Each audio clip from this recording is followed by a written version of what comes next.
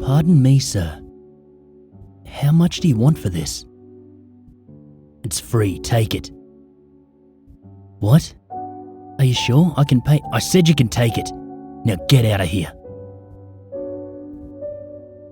The above was a brief exchange of words between a very edgy young man, possibly in his late 20s, and myself at a yard sale I happened by. I always find the most interesting things at yard sales and flea markets.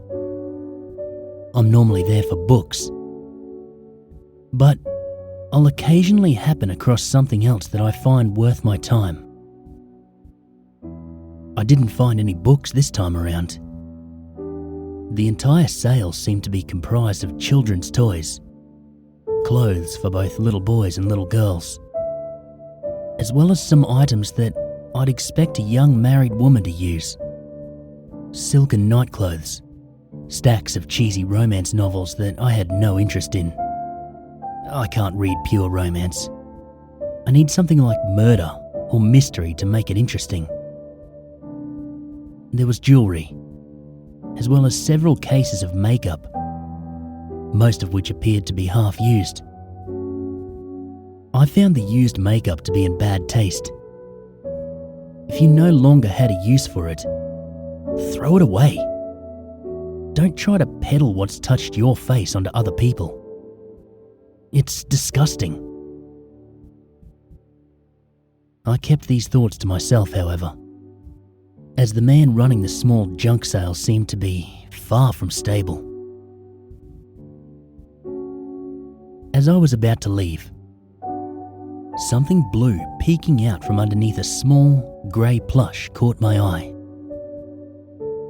Colours always catch my attention, especially blue, so I lifted the plush to examine it. To my surprise, it was a Pokemon Blue game. Not that I had been looking for one, but I felt like experiencing a little nostalgia.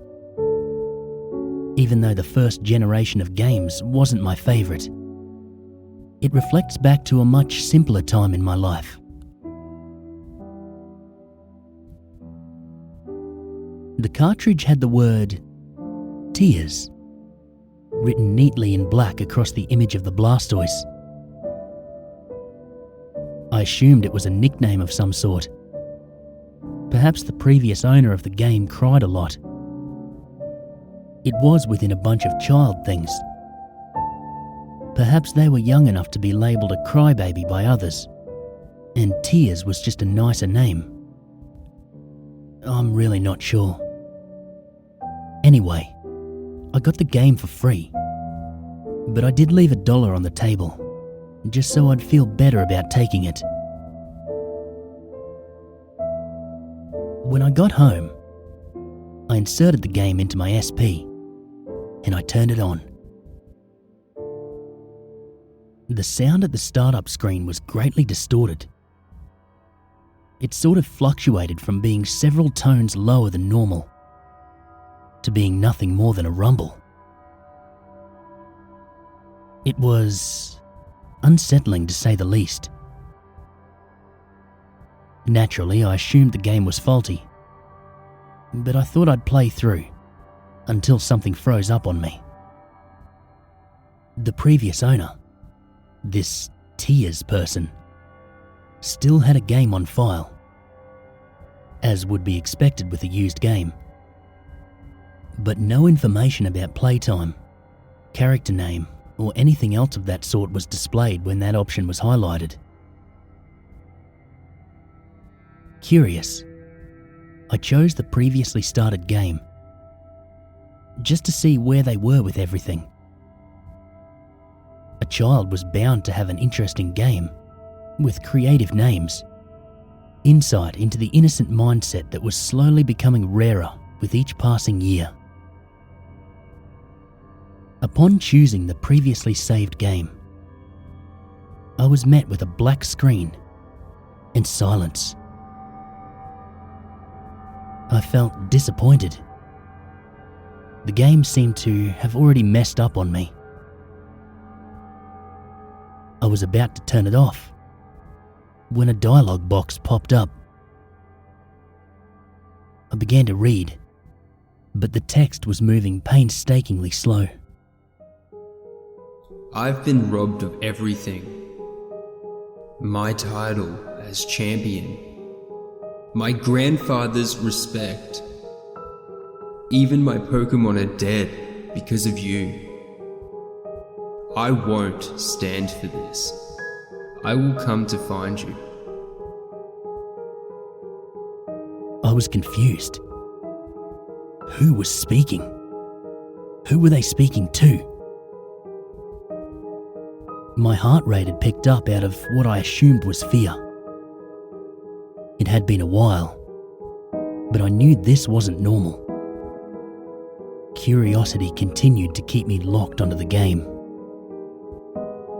As the black screen faded away, the music belonging to the inside of the Pokemon Tower began playing perfectly. The sound obviously wasn't as broken as it appeared to be at the beginning. The scene revealed when the black faded was that of the appropriate area, the Pokemon Tower. The not-so-familiar-to-me sprite of your in-game rival, Blue, was standing in front of one of the many graves inside the tower. He stayed there for several minutes, the disturbing music continuing to play throughout his silence, before he finally said something. This ends today, for both of us. With that, he left the tower. My screen followed him as he stood outside the tower. The music did not change to Lavender Town's normal depressing music. Rather, the haunting tune from inside the graveyard continued to play through on a loop. As much as I wanted to turn down the music, I couldn't bring myself to do so. I couldn't move the character after that. I couldn't tell if it was another assumed glitch of the clearly hacked game, or if it was hesitation on the character's part. After another minute, he finally spoke again. Fly. Even though there was no voice connected to the character in-game, with the speed in which the text moved, there was an almost obvious feel of depression about him. I opened the start menu and checked Blue's party. All he had was a Pidgeot, which had no level. I checked its stats.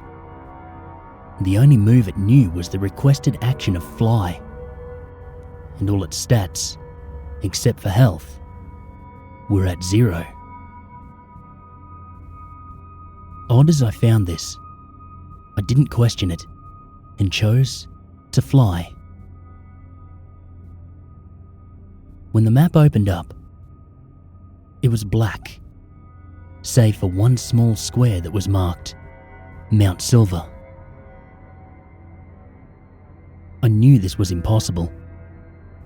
Mount Silver was in Johto, which had yet to be introduced in the original Pokemon games. Regardless, it was my only destination, so I chose it. The typical animation of the trainer sprite turning into the bird sprite and flying off took place. And sure enough, I landed in front of the cave entrance to Mount Silver. Rather than having the sprite shift back to Blue's sprite, his image moved to the left of Pidgeot's sprite. They faced each other for a minute before a sound much like that of entering or exiting a room played, but in a much higher tone. It sounded as if something had broken. When Blue finally spoke yet again, Fly away, you're free. I began to assume the noise was the sound of a Pokeball breaking. The Pidgeot cried out just once, before doing as its former master commanded and flying away.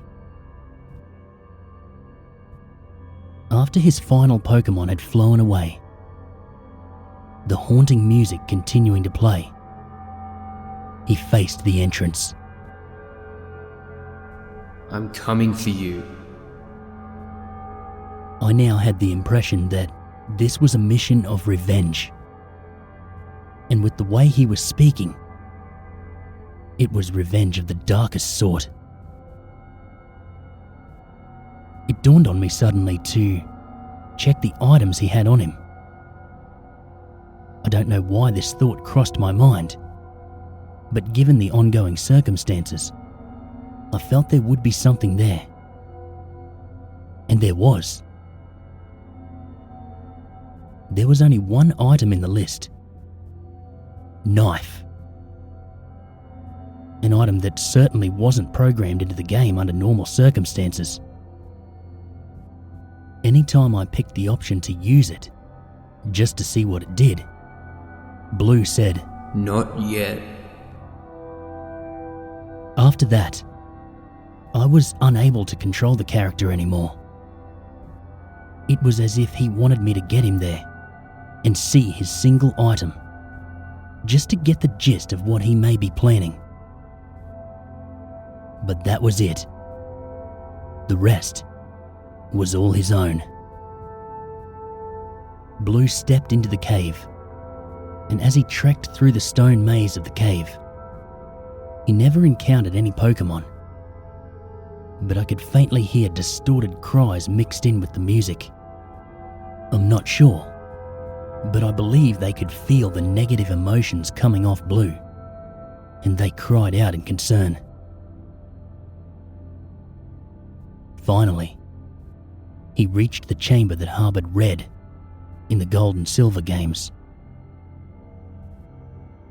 Blue's pace slowed a little as he approached his rival, and the music, dark as it was already, lowered considerably, making it infinitely darker.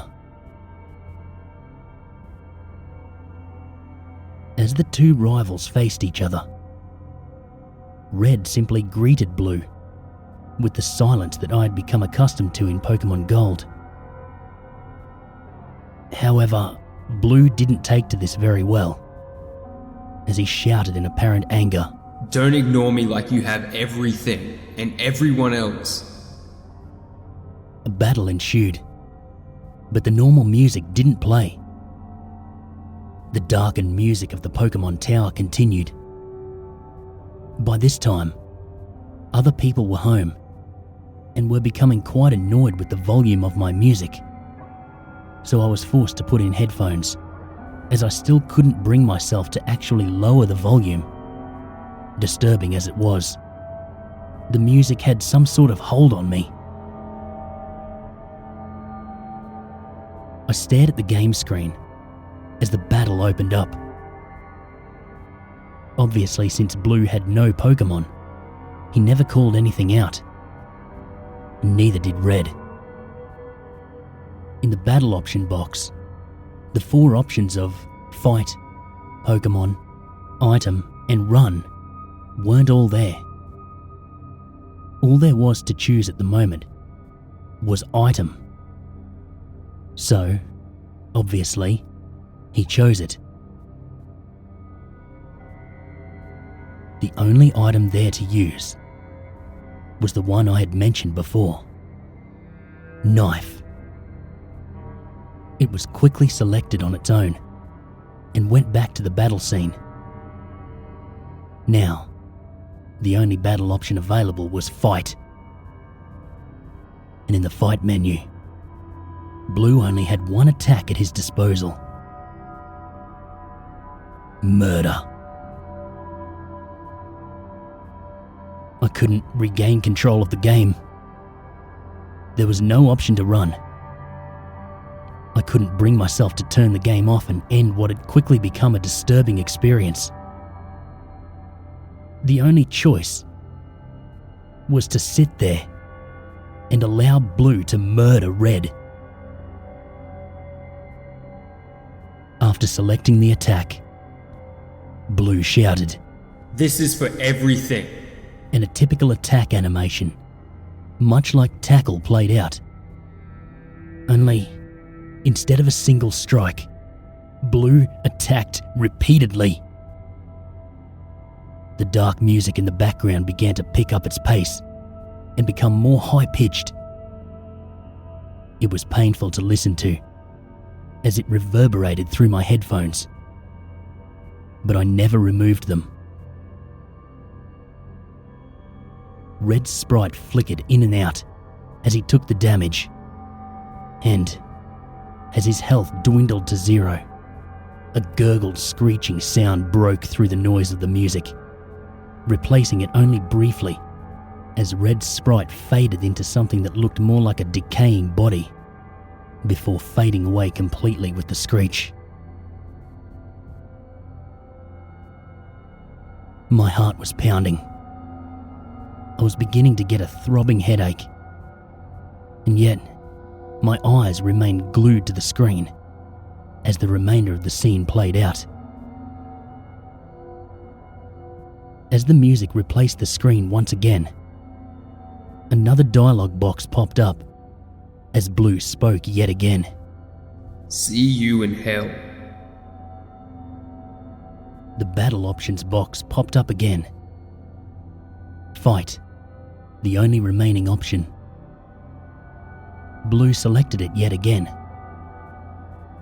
But instead of murder, the attack option available was suicide.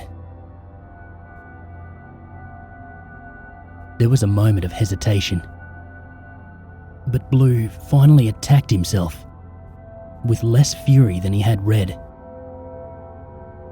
As his own health fell to zero, a lower gurgled screech replaced the high-pitched Pokemon Tower music.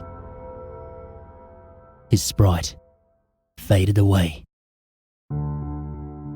Only when the decayed sprite faded in, he wasn't facing the battlefield. He faced me. His screech continued on, growing in volume, to the point where the pain it caused equated to that of a migraine.